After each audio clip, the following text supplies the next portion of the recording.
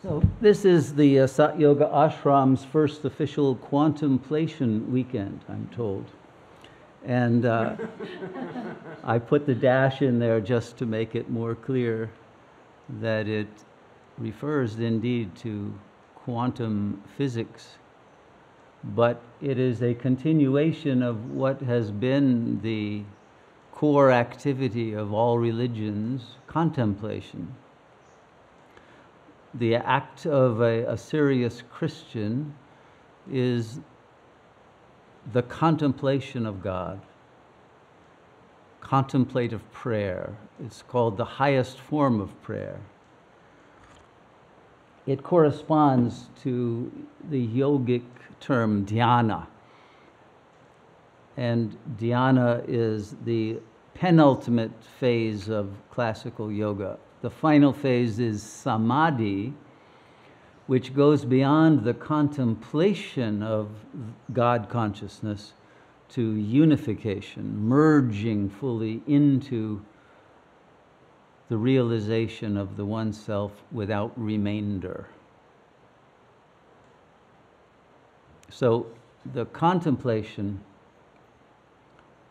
of the oneself has been the core activity of monks and of Sufi mystics and Taoists and Buddhists and Hindus and alchemists and Kabbalists, all the esoteric traditions of the perennial philosophy for thousands of years.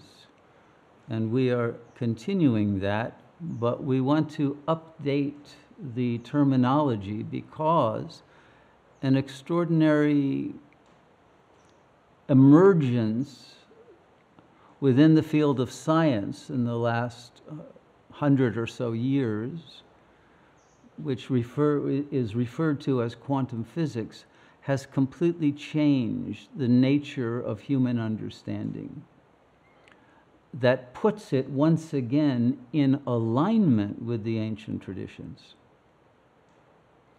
and yet actually gives more insight if we understand quantum physics and its implications, even than we were able to get from the ancient teachings, because we are now removed from the context in which those ancient teachings were developed.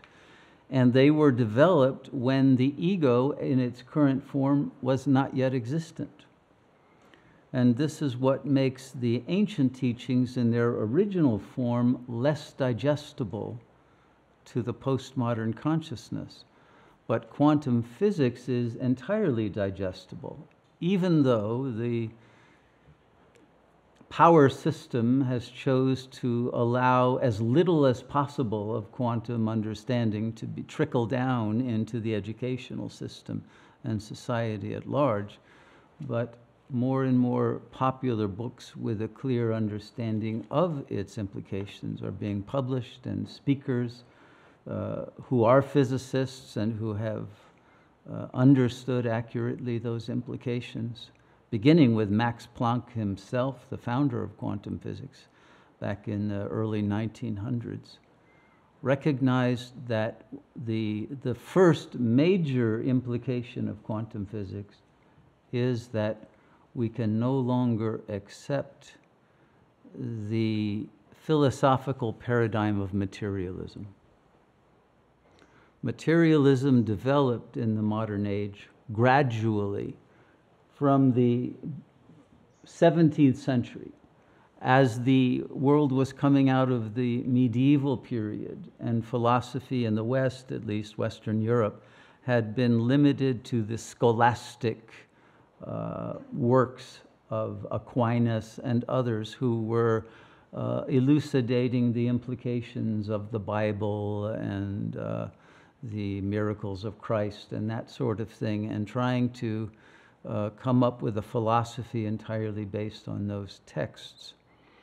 But a breakthrough happened in the field of philosophy that became most, let's say, effective with the work of René Descartes, who began his philosophy with no reference at all to the New Testament or the Old or to religion per se, and began with the recognition that there seemed to be two types of elements to reality, two types of substances, or res, to use the Latin. There was res extensa, which is stuff that's extended, things that are extended in space and time, and res cogitans, or cogitans if you prefer, that thing which is, we think in our head, that is not extended in space or time, but is able to think. But in this division between matter, the extended stuff, and the thinking stuff, which for the first time had been separated. Before that, in the medieval worldview, it was understood that everything was alive with spirit. It was a panentheistic approach. Everything is alive and conscious. The stars are conscious, the moon, the sun, and that's why astrology made sense in that context.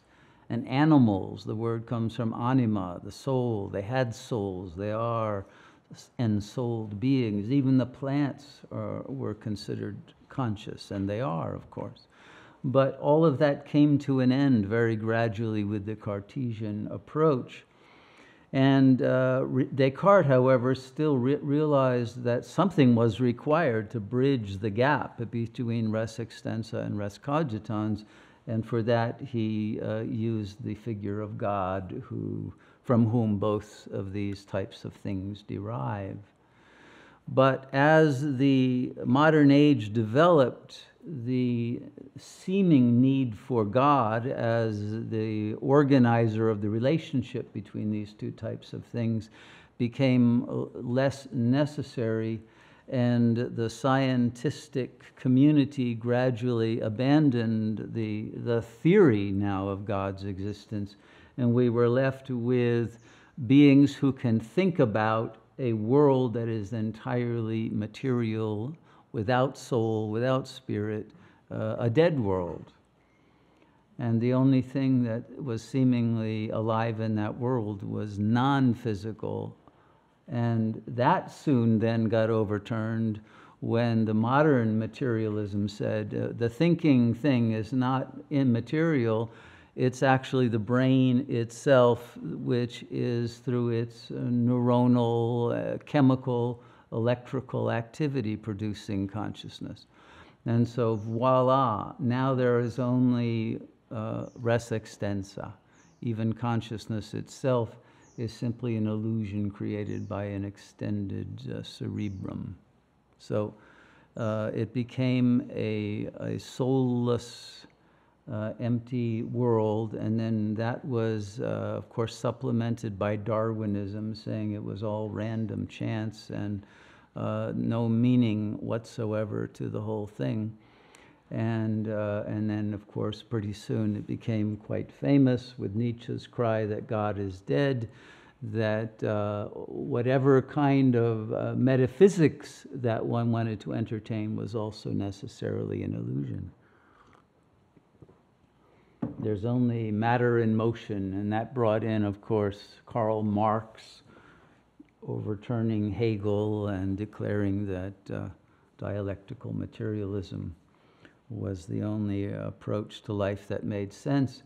And of course, whether one was within a communist camp or a capitalist camp, both were materialist equally. They were slightly different versions of the same metaphysical or non-metaphysical, anti-metaphysical position. Well, all of that was fine so long as physics was held to the Newtonian paradigm. And with Newton, of course, there was still God, but he was the famous watchmaker who wound the whole thing up and then went on vacation and was unnecessary.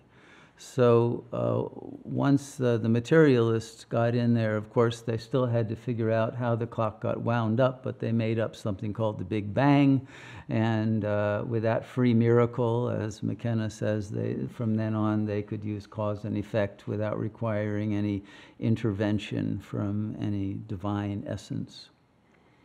But things did not hold together very long. It was back in 1905 with both Einstein and Max Planck and the work of Faraday and James Clerk Maxwell and later on Nikola Tesla, that the quantum paradigm was shifted the possibility of holding that materialist belief system any longer.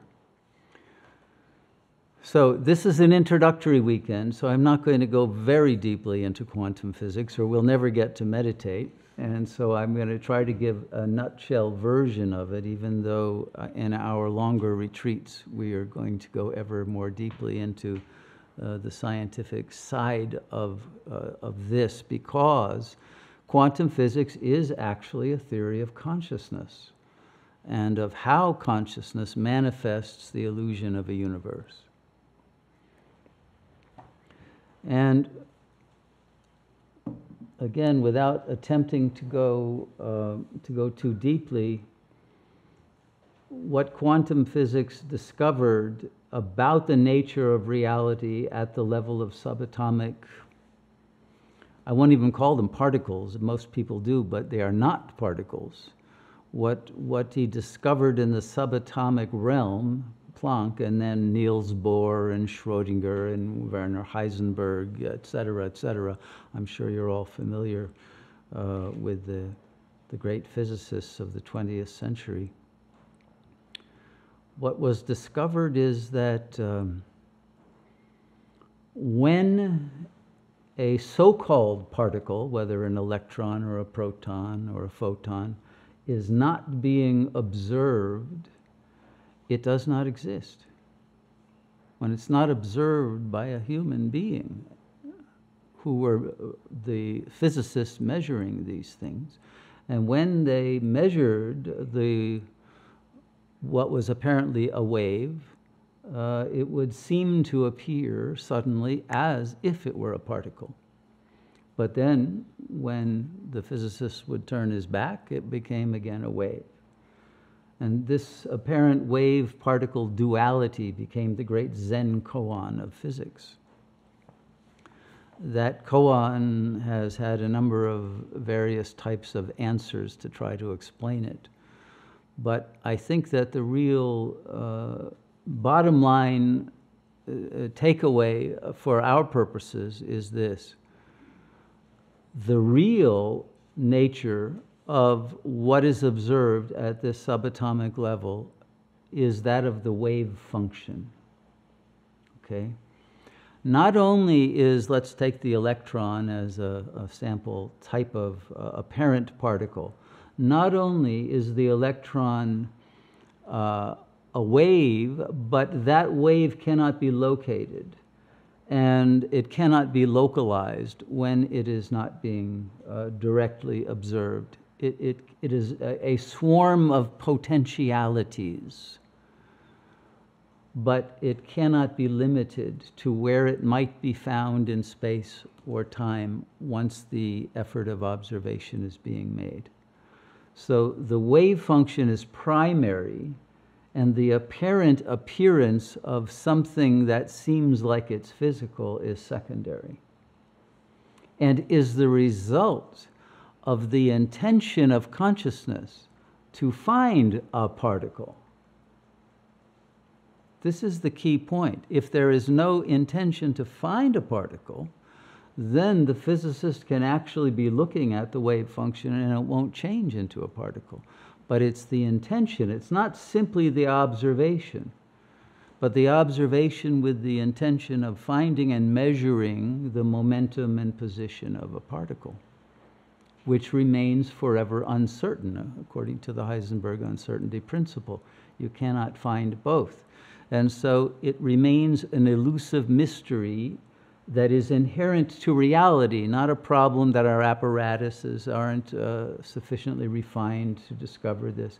It's a part of the nature of reality, that reality is potential, not actual, in its real nature, and that it is willing to condescend to appear as an observer wants it to appear. But only for so long as that observer is actually interested in the appearance, and then it goes back to what it really is, which is incorporeal, non-physical, non-material potency, but not actuality. This is very important. Now, the physicists for a long time tried to maintain a divorce between what happens at the subatomic level and what happens at the level that our sense data comes in at. And so for a long time, this level of interaction of the world was considered the classical realm, and the microscopic was the quantum realm. And they thought they could maintain the illusion that different laws apply here. The Newtonian paradigm still applies, and quantum only applies at the small level. Not true. They can no longer maintain that delusion.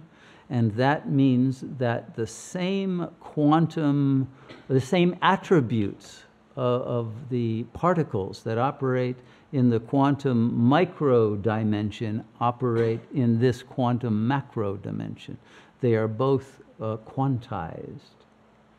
Okay, so that means if we're going to contemplate reality, we are going to contemplate the fact that reality is potency, not actuality. It's not concrete. And it is a potency that responds to consciousness and is itself consciousness. That's the key point here. It is consciousness itself contemplating itself. There is no other. And this is what was discovered. Now, along with that, a number of other attributes. I'll mention a few.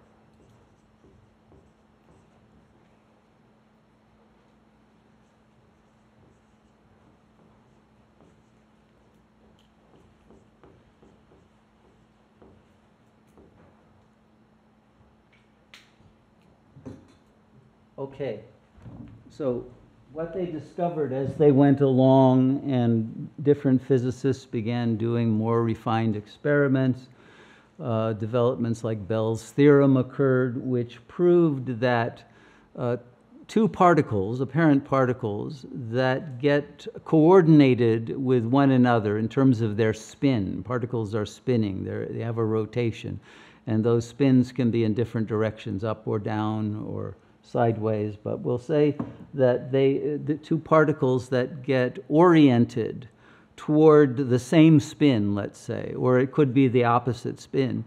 If you separate them by as far as you want, send one to another galaxy, and you change the spin of one, you will instantaneously change the spin of the other. Okay? They've done this with particles hundreds of miles apart, separated by these huge machines that they have built in order to prove this. And they've done the experiments underground to make sure there is no interference from particles in the atmosphere, et cetera. And they do these things in vacuums. So what they've discovered is that there is instantaneous communication between two particles if they have been in resonance at some point.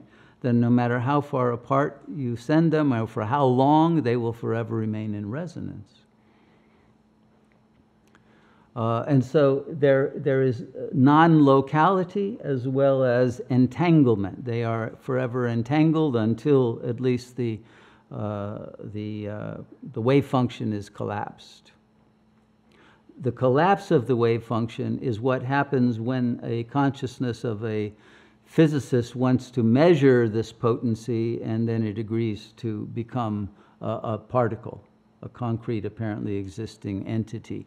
Then the possibilities, which are infinite, collapse into one apparent reality, right? Okay, so the fact of non-local entanglement means that they are communicating with one another faster than the speed of light, okay?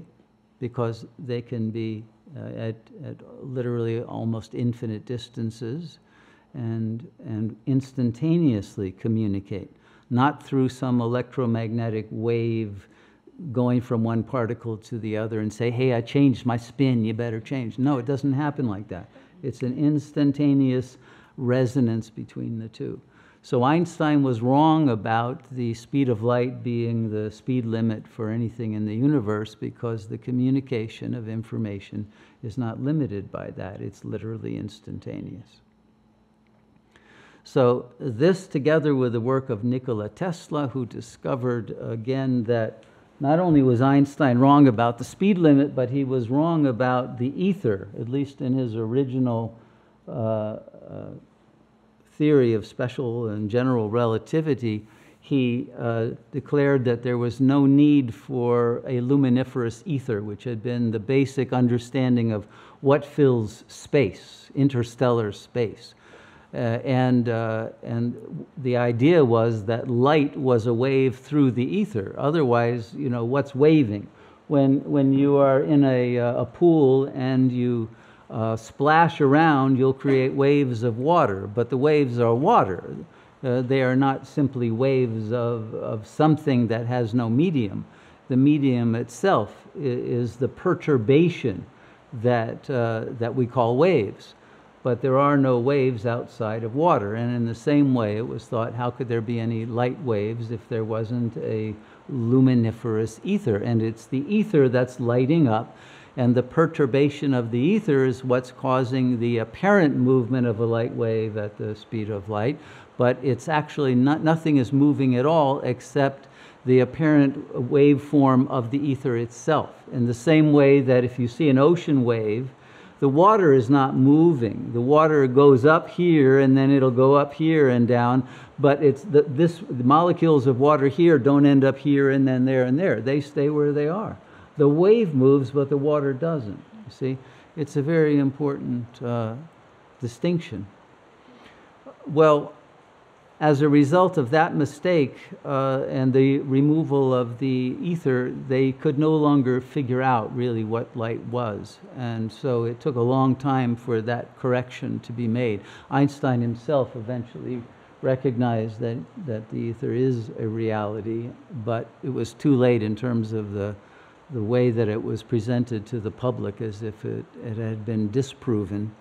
I won't go into the Michelson-Morley experiment and all of that, which seemed to disprove it, but you can read a number of books now that have reinstated the ether as a necessity. But what is the ether?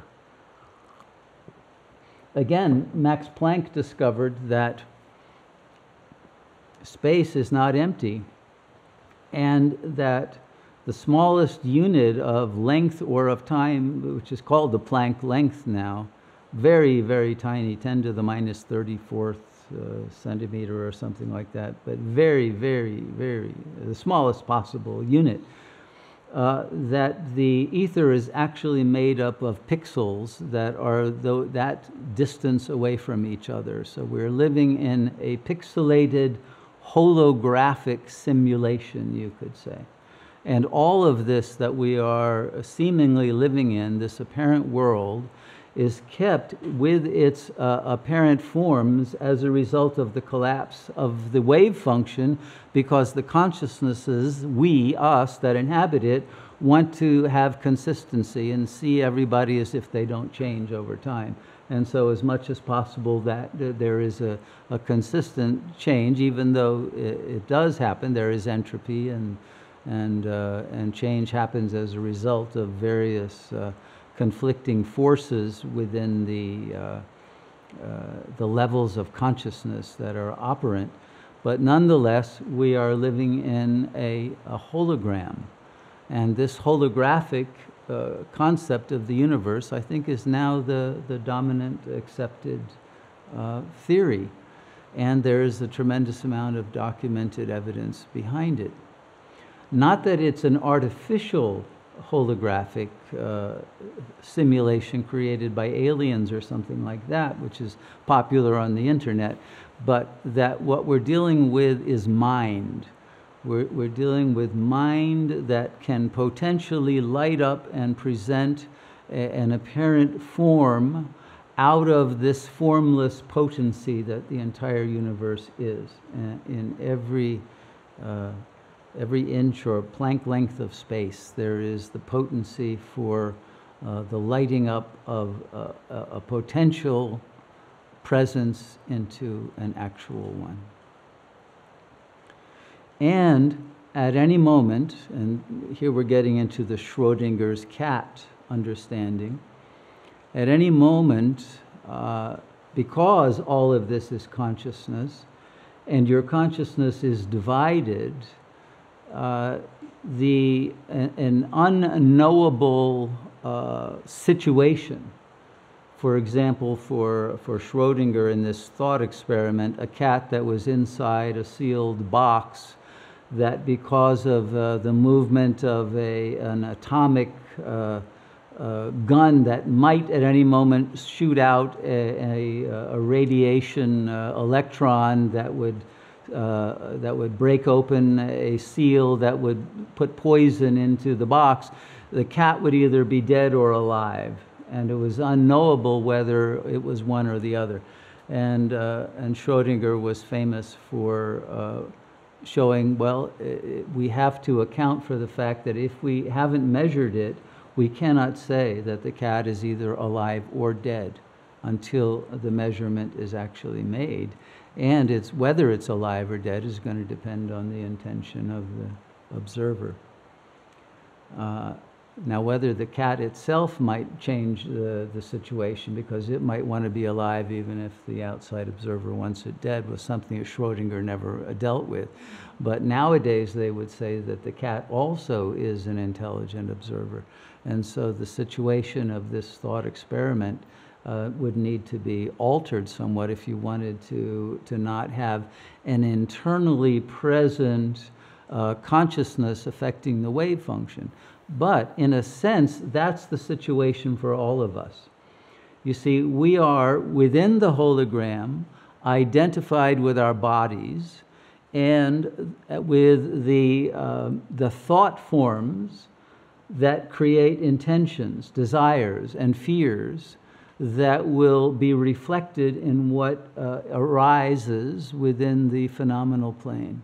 And it will arise in accord with the collective force fields of intentionality from a particular group. And if there is a lot of conflict of some people wanting one thing to happen and other people wanting another, then that disharmony is going to be reflected and disseminated and create some form of anxiety within the consciousnesses, in which there will be an inherent power struggle as to which intention will become dominant. But if there is an intention that is harmonious, that is accepted and ratified by all the consciousnesses in a given space, and there is a resonance, let's say we all want to be in a state of peace right now. Nobody really wants to be anxious. No one wants to be in conflict. No one wants to think of themselves as separate from God. No one wants to be in any kind of conflict internally or externally. If we are all in that state right now, then we are going to resonate at the vibrational frequency of that level of reality and produce a very harmonious energy field, in which anyone who enters that energy field is suddenly going to feel that way, even if they felt very different a moment before and might have been angry at something that happened, and then they come into this energy field and, well, I feel good, you know. I forgot what I was angry at, and I'm suddenly in harmony and enjoying the company of all these beautiful avatars of the God Self. So once one is in that kind of a harmonious resonance, because that would be the most coherent way of harmonizing all of the consciousnesses at the highest possible level of reflection of the potentials of your understanding of who and what you are. The quantum wave function not only is determinative of the objective world, of how that will appear to you, but it's determinative of your subjective consciousness as well. Okay? So there's a feedback loop between the objective and the subjective. And if you're in a space in which you're receiving the energies of coherent divine love, your own internal vibrational field is going to be able to accommodate and resonate with that level of consciousness, even though there might be some resistance and some struggle against it. But in an energy field in which that was the clear, unconflicted level of consciousness in which we were all saturated and saturating one another, then that becomes the basis of all of the events that would arise within that space and derive from that space. Okay, so this is why it's so important then for us to understand that quantum physics teaches that the entire universe is one single wave function. Ultimately, that cosmic wave function occurs within the quantum unified field. Now, the quantum unified field, therefore, is prior to an arising of a wave function. We would have to say that it is the ether in itself before any forms appear in it. There's no such thing as planets or galaxies or any of that. But within that wave function that is, or at least becomes, the cosmos and can wink out and no longer appear as a cosmos, then there are subsets of that one wave function that will operate at more and more localized levels and eventually become what are apparently separate individual human beings, but we all derive our consciousness from the one wave function, which derives its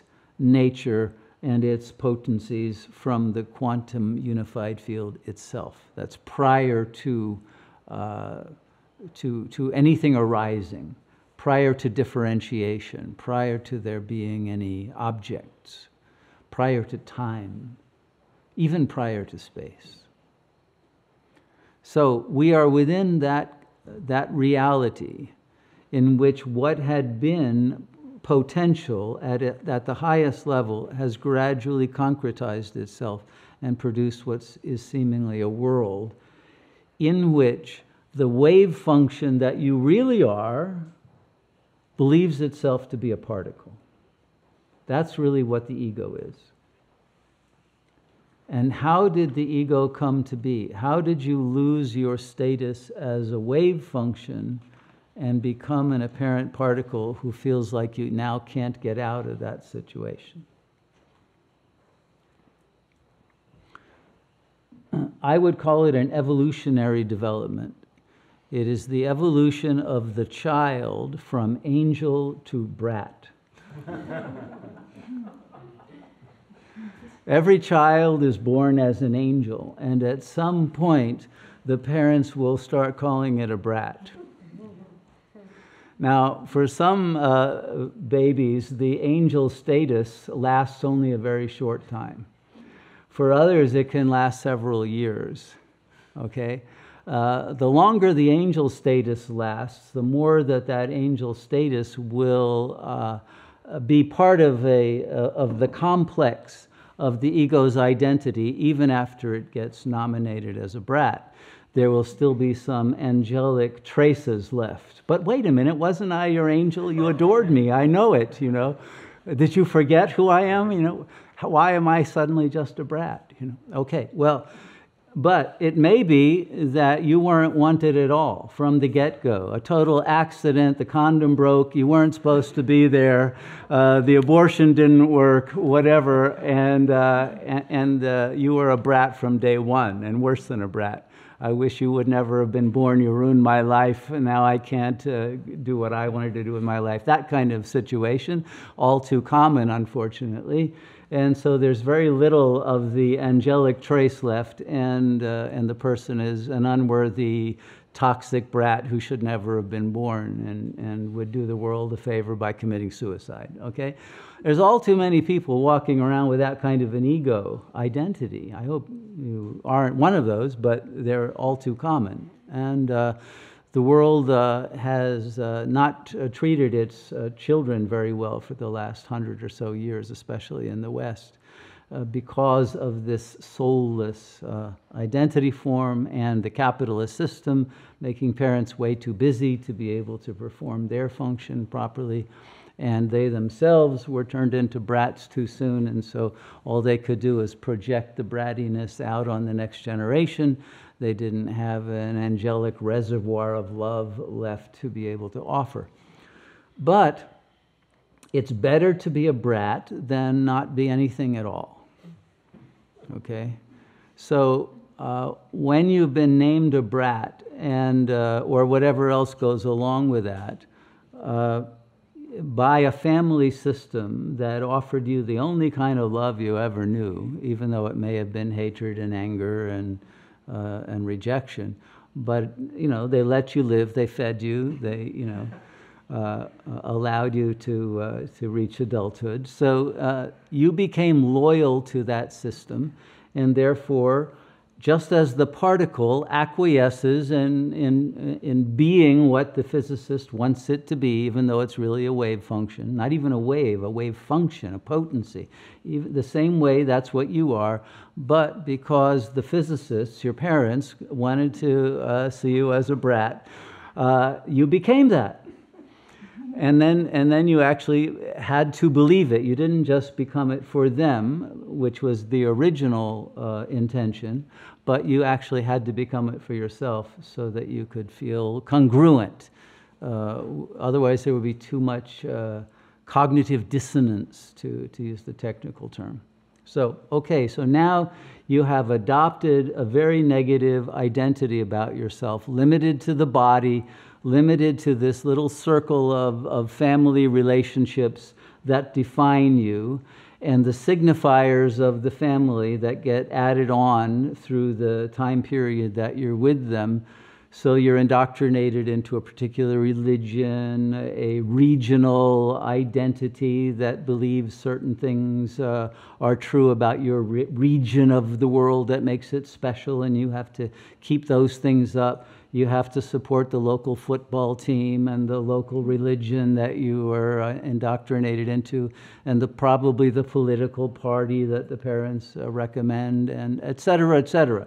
So your entire paradigm, your frame of reference gets organized in accord with what you receive from the family system and the cultural system, and eventually the whole social system with all of its ramifications, including what you learn from science, etc. Okay, so now you've got a frame of reference that not only defines you, but gives you your values, what you should be doing with your life, which may be, you know, creating another brat to carry on the same curse that you were stuck with, or it's something else. But there is a frame of reference in which you have a comfort zone of believing you get it, even though, of course, you don't get anything. But this is what you got. And so you don't want to let go of it, because you would be starting at square zero. You wouldn't know who you are. You would just be a blobby wave function that had no identity and wouldn't know how to relate to anybody in the world. And you would feel you don't really exist, even though you already feel that way deep down, but you have at least this pretense. And so the ego is going to hold on to its loyalty to that frame of reference long after it's left home and is no longer actually dependent on the mother for food or the father for money or the car to go on a date or anything like that. But the system will sustain itself because of the terror of not knowing who you are, and the anger that will come up once you realize this was all a bad joke, and you know, you're the victim of an indoctrination that had no reality, that took away your ability to connect with your true nature. So all of that creates a tremendous amount of stress and tension, anxiety, and dysfunction in the society as a whole. But that increases the ego's need to hold on to an identity as everything around it is collapsing. Does this make sense so far? Can anybody relate to any of this? I hope not, but all too many in the world are stuck in that. And so, okay, the importance of quantum physics is that it gives us a way out. It makes us understand that none of that was ever true. All of that frame of reference and all the beliefs you have about the ego are limited to that particular situation that you had to survive, that was probably more adverse than loving, even though you'll probably tell yourself the opposite, because otherwise you wouldn't be able to tolerate the situation of self-deception. So the ego tends to blame itself for why things weren't better. My parents did the best they could. It was my fault. If only I hadn't done this or that, or, you know, if I had been a boy instead of a girl, or a girl instead of a boy, or I had been you know, more accepting, and, you know, didn't have temper tantrums when I was 3 or whatever. The story that will be told always puts the blame on oneself and lets the parents off the hook in general, because you don't want to be rejected by them. And so even if you end up demonizing one, you usually keep another one as the good object. So the ego then has 4 superego figures now installed within its mind, 2 of the mother and 2 of the father, and a general household that has 2 parents. Nowadays you often will have a single mother or something like that, and there will be a different construct. But in general, everyone has a good mother and a bad mother, and a good father and a bad father, okay? And of course, the bad father says, you know, do as I say, not as I do, right? And of course, you're going to do as he does, right? So you're going to act in accord not with the hypocritical demands of what they taught you should do, but what they were doing behind the scenes. And the mother, again, there's a good mother, but she will easily turn into the bad mother as soon as she doesn't adore you as the angel and calls you the brat. And that relationship of a love-hate type of nature is going to then be projected onto everybody else in your world, because those are the only templates that you have for a relationship. Okay? You may have a few other modifications that you got from siblings or an extended family, but for the most part, your capacity to relate to other people is going to be limited to the relationships you had with the parents and the relationship they had with each other. So this limits your repertoire. When you go out as an adult and want to form relationships with people, the reflex is to project first the good mother onto the other, and then when they don't fulfill that fantasy, and you are not their angel but their brat, then suddenly they're the bad mother, and there's a war and hatred and a rejection. And the same thing with the father. First, there's a kind of transmission of some ideal of what can be done, but underneath that there is, you know, let's go to the opium den and get high kind of thing, or whatever was the jouissance of the father. I don't know, the bar and grill, whatever, the World Cup, you know, it could be anything depending on the level of society that you were born into. But all of this limits what you think you want in life, because you end up wanting to want the same things that they wanted, and you want to get more of what they didn't get. And usually they demand for you to want what they didn't get so you can fulfill vicariously their lives, because their lives were empty as a result of having to be your slave for all those years. So everybody's mad at everybody else, and you have a duty to sacrifice your life to behave in a certain way that will satisfy their ideas of who you are, who you should be at any rate, and how you should live.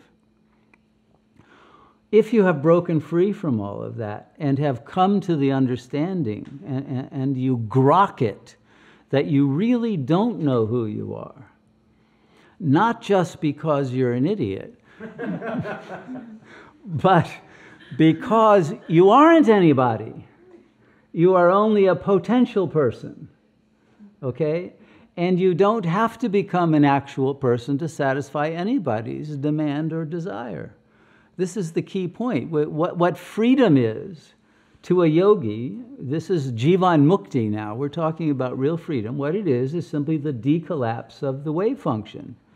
So that you're no longer a particle, a particular ego that others can recognize and measure and say, well, you're not so good, or you're not so pretty, or you're not this or that. You know, they'll measure you, they'll judge you, they'll assess you. But you don't have to be that and respond in kind or with the reciprocity of, oh yeah, well, this is what I think of you. You can be free of any identity whatsoever and realize that no one can actually measure you because you don't exist as a particle to be measured. And you don't have to give in to showing up as if you are one for anyone else. That's not written in the Ten Commandments anywhere, that thou must become the particle and give up the wave function that you are. We have to write a new set of commandments here for quantum religion. God forbid. But in any God forbid. Well, I don't know. Let's not go too far here. The God is the quantum unitive field, and it may well be that we create something like that. But the point is that once you recognize that everything that you see out there is simply a reflection of a collapsed quantum wave, it is a projection. You don't see anyone else as they really are, because you don't see yourself as you really are. And until you know who you are, you can't see anyone else because of this filter of the ego paradigm, the frame of reference of the ego, which is going to lock everybody in to one of these different possibilities of otherness that you gained in your lifespan up until the present, that will limit those possibilities for what fits in, what hooks in the same way that two elements can hook together if there's a vacant electron shell. You know, like hydrogen and oxygen can hook together, and there you got water. And water has an entirely different form than either oxygen or hydrogen. Suddenly you have something new emerging in the world. And now, if you are free of your preconceptions as to who you are, and therefore of what you want and how you see other people as fitting into that, if you are free of that, suddenly there are electron shells that are open, they're not filled, and there can be a new meeting of beings who are both free from any preconceptions of who they are or who the other is. And now extraordinary creative intelligence can arise as the resonance between the two can go up to the highest possible vibrational frequency with nothing to limit it. Okay? So this is where the freedom comes in of being able to live at the level of God consciousness and not have to keep coming back down in order to serve the desires of some other that you got entangled with years ago and never broke free of that entanglement. So everything that happens at the quantum level is happening at the psychological level of the ego. That's the basic, bottom line. That's the meaning of fractality in the universe. The same principles are going to work at every level, from subatomic to intergalactic. And we are both the product of those principles and laws of nature, but we're also the creators of them and free to change them and lift ourselves out of their jurisdiction. So freedom is the nature of the universe, not law. law gets put in to serve freedom in order to be able to create beautiful forms.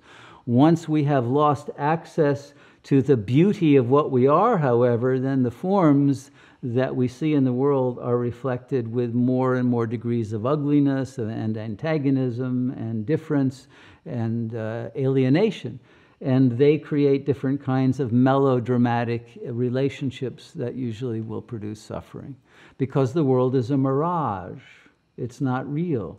But the way that that mirage comes to appear will depend on the preconceptions you project upon it. It has no reality outside of those projections because everything is consciousness. Okay, so I'm winding down my rant now, and I want to come down to the bottom line.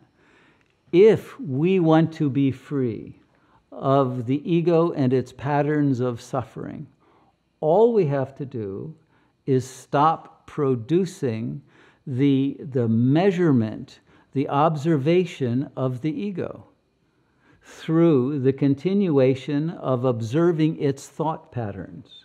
Right? That's how the ego remains in place, as a seemingly active agent that controls our destiny. It stays in place because it is simply made up of signifiers that are thoughts in the mind that get produced automatically once the ego image is installed. All the things your parents called you will come in your mind. I'm a brat, I really should not be doing this, and et cetera, et cetera. The same kinds of thoughts that you're having were the ones installed in you with slight modifications years ago. And they have remained there because they are constantly being observed by the superegos. And as long as they are observed within the mind, they're going to continue to function as the ego particle radiation would have it. So if you eliminate the superegos by recognizing they are not real, they are fantasies, and you stop producing thoughts, even for a very limited amount of time, and you remain in silence, you will be free of the ego's frame of reference, and you will be able to discover who you really are. And what you will discover is so magical, so miraculous, so inconceivable that not even quantum physics can go near it. But we're talking about realizing that you are the source of everything that seems to exist. And it's your creative intelligence, your love, your approach to the radiance of beauty, of light, of joy into the world that determines how the world will appear. And so, once you understand that, you realize that you have not only the power, but a responsibility to uplift the world simply through the cutting and the decollapsing of whatever wave functions have held you in bondage. And your freeing of yourself from the wave functions, because they are projected out, actually has a huge impact on freeing everyone else from theirs. Because we are all entangled. We are all interconnected as a single consciousness. Therefore, when the thread unravels with anyone, it starts to unravel with everyone. Whether those people are here or 1,000 miles away on the other side of the earth, or wherever they are in the cosmos, because all consciousnesses are connected, entangled, and ultimately a unified field. So once you understand that quantum physics is consciousness, and what physics has discovered is true of you psychologically, you are able to free yourself from all of the bondages that your mind tells you you can't get rid of, because the mind doesn't know anything. It's just repeating automatically what it learned from that original frame of reference. It's not present. The thoughts in your mind are not your thoughts. You can watch them. They come up automatically, even when you don't want them to, right? That's why people say, I can't meditate. I can't stop thinking. No, not true. You're not thinking in the first place. But you're identified with those thoughts in the mind. Disidentify and the thoughts will stop coming pretty soon. They will be extinguished. You keep them alive because you think they're your thoughts. When you realize they're not, they have no way to keep on coming because there's nobody who wants them anymore. And once they stop coming, then what is there? Emptiness. This is what the Buddhists said. But emptiness of what? emptiness of illusion, because all of the illusion disappears. But there is, at the same time as the emptiness of the illusion is recognized for what it is, the fullness of the creative power that created the illusion in the first place is revealed. That is what you want to realize, because that's what you are. And if you want to use the word God for that, feel free. You can use the word Buddha nature, or the Tao, or Brahman, or Allah, or any other term you want. But this is the ultimate reality, and you are it right now. And there's no reason to wait to discover this. And even if your ego resists it, it doesn't matter one bit, because the ego isn't real. So you can let the ego say, no, I can't do it, I'm too weak, I don't get it, this is too intense, too abstract, too whatever. But your real self is already grokking this at this moment. Sorry, your ego is going to lose this one, because it has nothing to offer except suffering. And the real self is emerging as a blissful presence. Who's going to win this? You're not for very long going to choose the ego. I'll put money on it. I'll put more than money on it. But the point is, this is an inherent necessity of the cosmic process, that which had been concealed will be revealed despite all the resistances of the ego that wants to keep it in the closet. It ain't going to happen. Freedom is coming. Democracy is coming. Right? So it's all going to happen, and it doesn't even matter how long it takes for you as an apparent ego to grok that it's happening. It's happening regardless of that, because time is an illusion. Once you know that, you're going to stop investing so much in the ego loyalty, because it's a losing battle. And once you open to feeling what is within you when you meditate, even with just a few moments of silence, you won't want to go back to the chatter of the ego mind that is just running away from bliss. I guarantee it. So I think by the end of this weekend, you will all realize you are the blissful manifestations of the one luminous reality. Let's meditate for a few minutes.